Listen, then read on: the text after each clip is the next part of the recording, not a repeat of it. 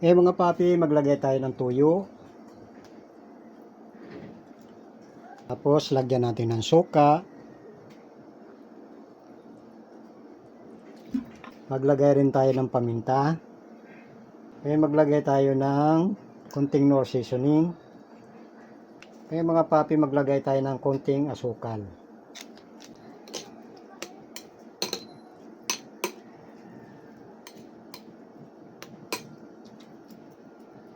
Sa inyo mga papi, kung gusto nyo mga ganitong luto, pag-subscribe lang po dito sa Papi Cooking TV. Mga papi, ang gagawin natin ngayon ay itong pork chop. Ang gagawin natin dito ay i-grilled lang natin. Ngayon, marinate muna natin to. Tayong tuyo, kalamansi, Knorr seasoning. Maglagay din tayo ng asukal. Ito, maglagay tayo ng magic sarap. At maglagay tayo ng ground pepper. Kaya na rin tayo ng oyster sauce.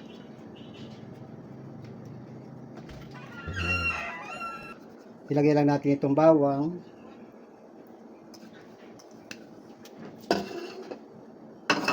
Haluin natin ng maigi para pumasok yung lasa ng bawang sa karne.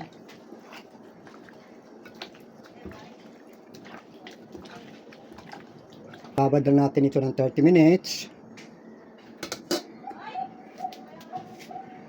Para lalo pang sumarap itong ating binabad na pork chop, titimplahan natin po na chicken powder.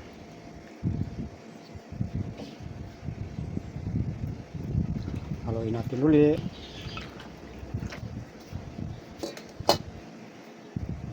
Natin may babad itong ating pork chop. Yun, ipainit muna natin ating grilled pan. Natin ng konting mantika. Tapos ilagyan na natin yung ating butter.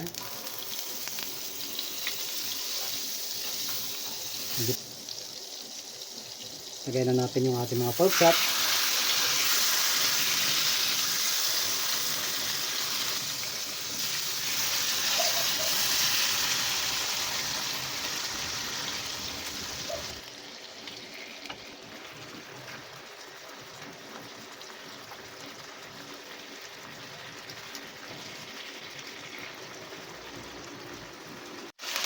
Mga papi, balik pa rin na natin po.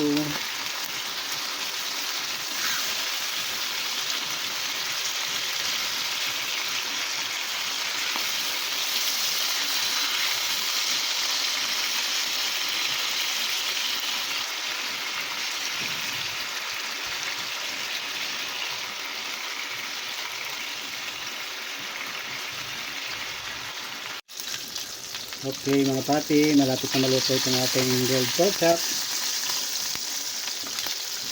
Itong baliktad na lang.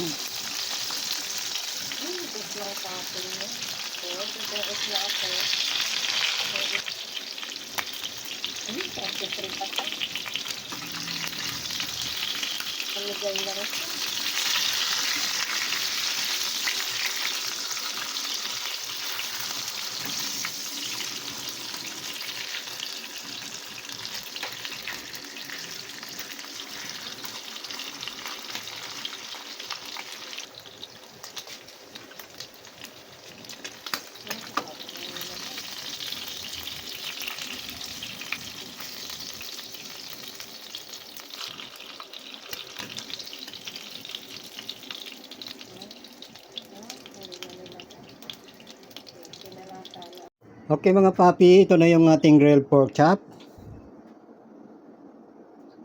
Mga papi, maglagay tayo ng tuyo. Tapos lagyan natin ng suka. Lagay rin tayo ng paminta. Maglagay tayo ng konting Knorr seasoning. Mga papi, maglagay tayo ng konting asukal. Mga papi, haluin muna natin.